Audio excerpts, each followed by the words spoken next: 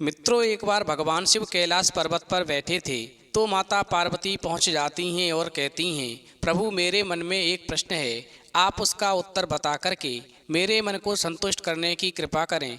तो भगवान शिव कहते हैं, पार्वती ठीक है, तुम अपना प्रश्न बताओ, मैं तुम्हें तुम्हारे प्रश्न का उत्तर दे करके तुम्हारे मन को संतुष्ट करने का पूरा प्रयास करूंगा।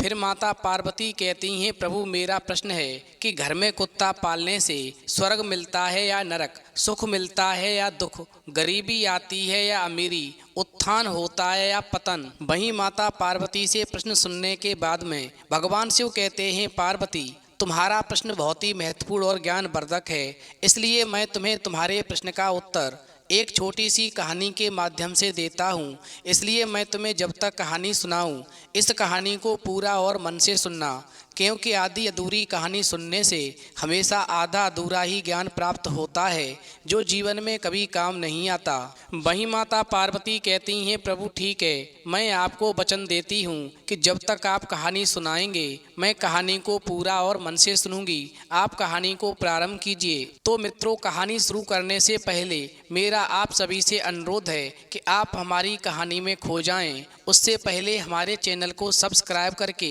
बेल आइकन अवश्य दबा लें, जिससे हमारी हर वीडियो का नोटिफिकेशन सबसे पहले आप तक पहुंच सके और आप हमारी हर वीडियो से प्राप्त ज्ञान का अपने जीवन में लाभ उठा सकें। तो आइए कहानी शुरू करते हैं। भगवान शिव कहते हैं, पार्वती एक नगर में एक गरीब बुढ़िया रहती थी। वो बहुत दान और पूजा पाठ करने वाली थी। वहीं उस बुढ़िया को कुत्तों से बहुत प्यार था, इसलिए वो एक कुत्ते को घर में पालती थी, उसे स्नान कराती थी, खाना खिलाती थी, बिस्तर पर सुलाती थी। यानी कह सकते हैं कि कुत्ता घर के हर स्थान पर घूमने फिरने के लिए स्वतंत्र था। वहीं एक दिन अचानक उस बुजुर्ग महिला की तबीयत खराब हो जाने के कारण उसका निधन हो जाता है। तभी उस बुजुर्ग महिला के लड़के और पत्नी आते हैं और अपनी मां का अंतिम संस्कार करते हैं। वहीं उस बुजुर्ग महिला के निधन के बाद में यमराज ने अपने 2 सेवकों को नीचे भेजा कि जाओ तुम उस बुजुर्ग महिला को लेकर आओ।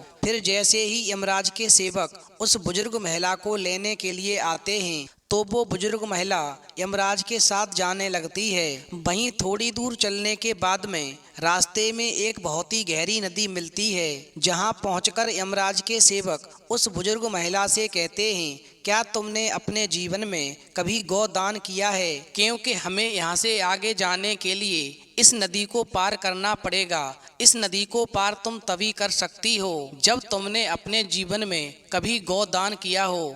वहीं यमराज के सेवकों की बात को सुनकर के वो बुजुर्ग महिला सच्चे मन से गाय का ध्यान करने लगती है, क्योंकि उसने गोदान किया था। और फिर अचानक वहाँ पर एक गाय प्रकट हो जाती है, जिसकी पूंछ पकड़ करके वो बुजुर्ग महिला उस नदी को पार कर जाती है। वहीं फिर थोड़ी दूर चलने के बाद में रास्ते में बहुत सारे काले कुत्ते आ जाते हैं, जो उस बुजुर्ग महिला का रास्ता रोकते हैं। वहीं यमराज के सेवक कहते हैं, यदि तुमने अपने जीवन में कभी कुत्तों को भोजन खिलाया होगा, तभी ये कुत्ते आगे जाने के लिए तुम्हें रास्ता दे सकते हैं। वहीं यमराज के सेवकों की बात को सुनकर के वो बुजुर्ग महिला जो थी सच्चे मन से कुत्तों का आह्वान करने लगती है और उसी समय पर वो सारे काले कुत्ते अपना रास्ता बदल करके और आगे निकल जाते हैं। और फिर वो बुजुर्ग महिला यमराज के सेवकों के साथ में आगे की ओर चल देती है।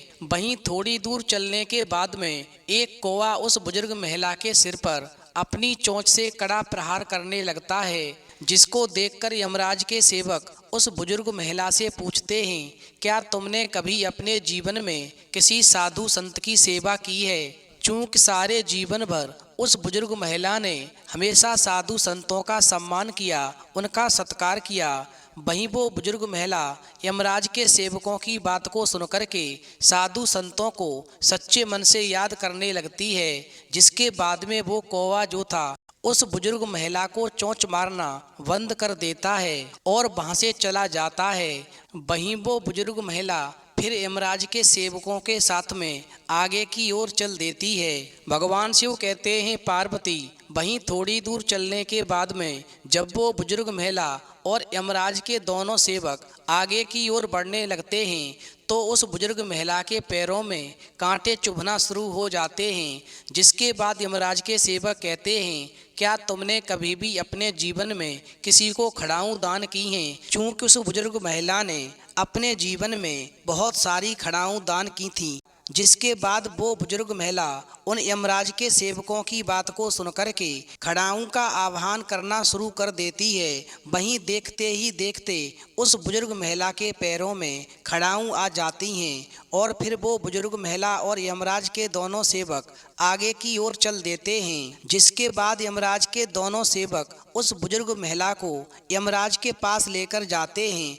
फिर यमराज बुजुर्ग महिला को चित्रगुप्त के पास ले जाते हैं। तभी चित्रगुप्त यमराज से कहते हैं, ये कौन है और आप किसको लेकर यहाँ आए हैं? तभी यमराज चित्रगुप्त से कहने लगते हैं कि इस बुजुर्ग महिला ने अपने पूरे जीवन में बहुत दान पुण्य किए हैं, भगवान का भजन भी किया है, मगर इसने एक सबसे बड़ी कमी की है, जिसकी वजह से इसे इसके दान पुण्य हवन आदि का फल नहीं मिल सकता है और ये स्वर्ग में नहीं जा सकती है। वहीं वो बुजुर्ग महिला यमराज से कहती है कि मेरे पूजा पाठ दान पुण्य हवन आदि में क्या कमी आ गई जिसकी वजह से मुझे स्वर्ग में स्थान नहीं मिलेगा? तो यमराज कहते हैं, देखो तुम्हारी एक कमी की वजह से तुम्हारे पूर्वजों की आत्मा आज भी भटक रही है, तुम्हें भी यहीं भटकना है, क्योंकि तुमने अपने घर के अंदर कुत्ते को पाला है, जिसके प्रभाव की वजह से तुम्हारे सारे फल नष्ट हो गए हैं। क्योंकि जिस घर में कुत्ता पाला जाता है उसके यहाँ पर देवता भोजन ग्रहण नहीं करते। यदि कुत्ता घर में हो और किसी का देहांत हो जाए तो देवताओं तक पहुँचने वाली वस्तुएं देवता स्वीकार नहीं करते। वहीं कुत्ते के छू जाने पर ब्राह्मणों के यज्ञोपवीत भी खंडित हो जाते हैं। अतः धर्मानुसार कुत्ता पालने वालों के यहाँ पर तो ब्राह्मण भी नहीं जाते हैं। वहीं कुत्ता यदि किसी को सूंघ लेता है तो सूंघने मात्र से इंसान अपवित्र हो जाता है। वहीं कुत्ते की दृष्टि जिस भोजन पर पड़ जाती है वो भोजन खाने के योग्य नहीं रहता। इन्हीं कारणों से कुत्ता को घर के अंदर कभी भी पाला नहीं जाना चाहिए। अब मैं तुम्हें एक छोटा सा संवाद सुनाता हूँ। कुत्ते के साथ व्यवहार करने के कारण तो युधिष्ठिर को भी स्वर्ग के बाहर ही रोक दिया गया था। वहीं युधिष्ठिर ने जब इंद्र से पूछा कि मेरे साथ यहाँ तक आने वाले इस कुत्ते को मैं अपने साथ स्वर्ग क्यों नहीं ले जा सकता हूँ, तो इंद्र ने कहा, हे राजन, कुत्ता पालने वाले के लिए स्वर्ग में स्थान नहीं है। ऐसे व्यक्तियों का स्वर्ग में प्रवेश वर्जित है, क्योंकि कुत्ते से पालित घर में किए गए यज्ञ और पुण्य कर्म के फल को क्रोधवश नामक राक्षस उसका हरण कर लेते हैं। और तो और उस घर के व्यक्ति जो कोई दान पुण्य स्वाध्याय हवन और कुआ बावड़ी इत्यादि बनाने के जो भी पुण्य फल इकट्ठा करते हैं वो सब घर में कुत्ते की हाजिरी या कुत्ते की दृष्टि पड़ने मात्र से ही वो सारा फल निष्फल हो जाता है। इसलिए कुत्ते को घर में पालना पूरी तरह से निषिद्ध और वर्जित है। कुत्ते का संरक्षण होना चाहिए, उसे भोजन देना चाहिए। घर की रोज की एक रोटी पर कुत्ते का अधिकार है। वहीं कुत्ते को कभी भी प्रताड़ित नहीं करना चाहिए और दूर से ही इसकी सेवा करनी चाहिए। घर के अंदर नहीं, घर के बाहर करनी चाहिए। घर के अंदर केवल अतिथि और गाय को रखना चाहिए। घर के बुजुर्गों को रखना चाहिए और उनकी सेवा करनी चाहिए। घर के बाहर हमेशा कुत्ता, कौवा, चींटी आदि को भोजन कराना चाहिए जो फलदायी होता है। मृत्युलोक पर अक्सर देखने को मिलता है कि गाय और बूढ़े माता पिता को लोग घर से बाहर निकाल देते हैं और कुत्तों को घर के अंदर पालते हैं। और जिस घर में ऐसा होता है उस घर का एक दिन निश्चित पतन हो जाता है। इसलिए यदि सुख भोगना है, स्वर्ग में जाना है, धनवान होना है, जीवन का पतन होने से बचाना है, घर में सुख समृद्धि लानी है तो गाय और बूढ़े माँ बाप को घर के अंदर रखें और सेवा करें। वहीं कुत्ते को घर से बाहर रखें, क्योंकि कुत्ते को घर के बिस्तर पर, गलीचा आदि पर सुलाने से घर का पतन हो जाता है। कुत्ते का पालना गलत नहीं है, लेकिन घर के अंदर नहीं, घर के बाहर बाखर में कुत्ते को नियत स्थान पर ही रखना चाहिए और खाना खिलाना चाहिए, क्योंकि कुत्ते को खाना खिलाने से घर में सकारात्मक ऊर्जा का वास होता है और बुरी आत्माएं आसपास भी नहीं भटकती हैं। वहीं कुत्ते को खाना खिलाने से यमदूतों का डर नहीं रहता। कुत्ता भूत प्रेत और आत्माओं को सुन और देख सकता है, और जो लोग कुत्ते को खाना खिलाते हैं, ऐसे घरों में कभी भी बुरी आत्माएं नहीं भटकती हैं। वहीं कुत्ते को खाना खिलाने से सकारात्मक ऊर्जा का संचार होता है, माँ लक्ष्मी का भी वास होता है। वहीं कुत्ते को रोटी खिलाने से शनिदेव के आशीर्वाद के साथ साथ कुंडली में मौजूद राहु केतु दोष भी समाप्त होते हैं। वहीं कुत्ते को खाना खिलाने से घर में जल्द ही संतान की प्राप्ति भी होती है। वहीं कुत्ते को खाना खिलाने से आकस्मिक दुर्घटना का डर भी खत्म हो जाता है, क्योंकि कुत्ते को पहले से ही दुर्घटना का आभास हो जाता है। इसलिए यदि कुत्ते को कभी पालना हो तो घर के अंदर नहीं, घर के बाहर बाखर में किसी नियत स्थान पर ही पालना चाहिए, क्योंकि कुत्ते को खाना खिलाने से हमेशा घर की उन्नति बनी रहती है। वहीं यमराज की बात को सुनकर के वो बुजुर्ग महिला आश्चर्यचकित हो जाती है, जिसके बाद वो बुजुर्ग महिला यमराज से कहती है कि महाराज, आप मुझे केवल 7 दिन का समय दीजिए और मुझे वापस धरती पर भेज दीजिए, जिसके बाद में इन 7 दिनों के अंदर कुत्ते को घर से बाहर बाखर में नियत स्थान पर रखूंगी और पुनः पूजा पाठ करूंगी, दान पुण्य करूंगी, भगवान का भजन करूंगी। वहीं उस बुजुर्ग महिला की बात को सुनकर के यमराज उस बुजुर्ग महिला को वापस धरती लोक पर भेज देते हैं। और जब वो बुजुर्ग महिला पृथ्वी लोक पर वापस आती है और जब वहाँ के लोग उस बुजुर्ग महिला को देखते हैं तो उसके डर की वजह से चारों तरफ भागने लगते हैं और कहने लगते हैं कि ये तो भूतनी आ गई, भागो यहाँ से। यहाँ तक कि जब बुजुर्ग महिला अपने बेटा और बहू के पास जाती है तो वो भी उससे डर कर के अपने दरवाजे बंद कर लेते हैं, जिसके बाद वो बुजुर्ग महिला अपने बेटे और बहू और सभी लोगों को बताती है कि मुझे यमराज ने केवल 7 दिन का समय दिया है, क्योंकि मेरी पूजा में कोई कमी रह गई है जिसको मैं पूरा करने आई हूँ। तुम्हें मुझसे डरने की कोई ज़रूरत नहीं है। अब तक मैं घर के अंदर कुत्ता पालती थी, ये बात मुझे नहीं मालूम थी कि घर के अंदर कुत्ता पालने से कभी भी स्वर्ग में स्थान नहीं मिलता और जो भी पूजा पाठ दान पुण्य का फल होता है वो निष्फल हो जाता है।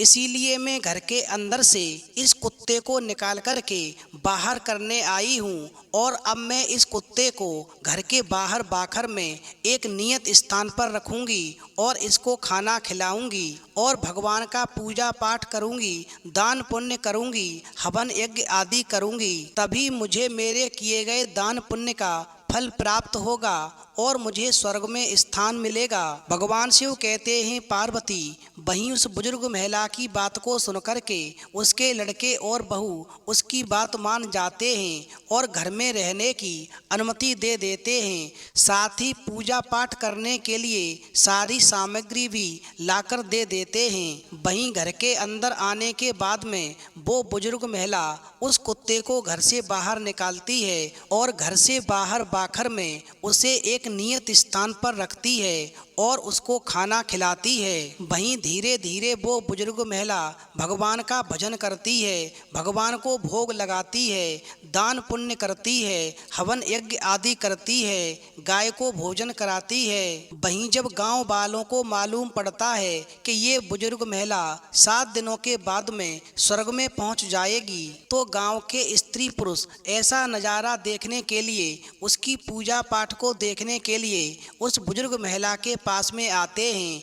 वहीं वो बुजुर्ग महिला अपनी पड़ोस की एक महिला से कहानी सुनने का आग्रह करती है। वहीं वो पड़ोसिन महिला भी उस बुजुर्ग महिला की कहानी सुनने को तैयार हो जाती है, जिसके बाद वो बुजुर्ग महिला उसको पूरी कहानी सुना देती है और पूजा अर्चना करने के 7 दिन के बाद में धर्मराज उस बुजुर्ग महिला से प्रसन्न होकर के उसको स्वर्ग में आने के लिए अपना जहाज नीचे धरती लोक पर भेज देते हैं। वहीं उस जहाज को देख कर के सभी लोग आश्चर्यचकित हो जाते हैं। भगवान शिव कहते हैं, पार्वती, जब गांव वाले स्वर्ग से आए हुए विमान को देखते हैं तो मन में सोचने लगते हैं कि ये बुजुर्ग महिला तो अब स्वर्ग में जा रही है, तो हम सभी को भी इस विमान में बैठ जाना चाहिए, क्योंकि इसके साथ में हम सबका भी कल्याण हो जाएगा और स्वर्ग में स्थान मिल जाएगा। वहीं गांव के लोग जब स्वर्ग से आए विमान में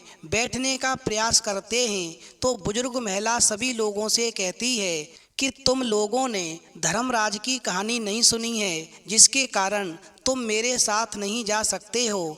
तुमने दान पुण्य नहीं किया है, तुमने बूढ़े माँ बाप की सेवा नहीं की है, तुमने भूखों को भोजन नहीं कराया है, तुमने यज्ञ हवन आदि नहीं करवाए हैं और इसी कारण से तुम लोग मेरे साथ नहीं जा सकते हो। मेरे साथ में केवल मेरे पड़ोस की साथी ही जा सकती है, क्योंकि इसने 7 दिन तक मेरे साथ बैठ कर के भगवान की कथा सुनी है, भगवान का पूजन किया है, दान पुण्य किया है और भगवान से सच्चे मन से ध्यान लगाया है। वहीं उस बुजुर्ग महिला की बात को सुन कर के गाँव के और स्त्री पुरुष भी कहने लगते हैं, हमारा आपसे निवेदन है कि हमें भी भगवान की महिमा सुनाओ, जिससे हमारा भी कल्याण हो सके। वहीं गांव वालों की बात को सुन कर के वो बुजुर्ग महिला सभी को भगवान की महिमा सुनाती है, जिसके बाद में जितने भी स्त्री पुरुषों ने भगवान की महिमा को सुना वो सभी उस जहाज में बैठ कर के स्वर्ग लोक में पहुंच जाते हैं। वहीं स्वर्ग लोक में सभी लोगों को देख कर के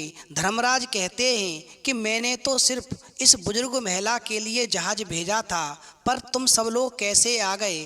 तभी वो बुजुर्ग महिला धर्मराज से कहती है कि हे धर्मराज, मैंने अपने पूरे जीवन में जितना भी पुण्य कमाया है उसका आधा पुण्य इन सभी को दे दीजिए, मगर इनको स्वर्ग में ही रहने दें। वहीं उस बुजुर्ग महिला की बात को सुनकर के धर्मराज सभी लोगों को स्वर्ग लोक में रहने की जगह दे देते हैं।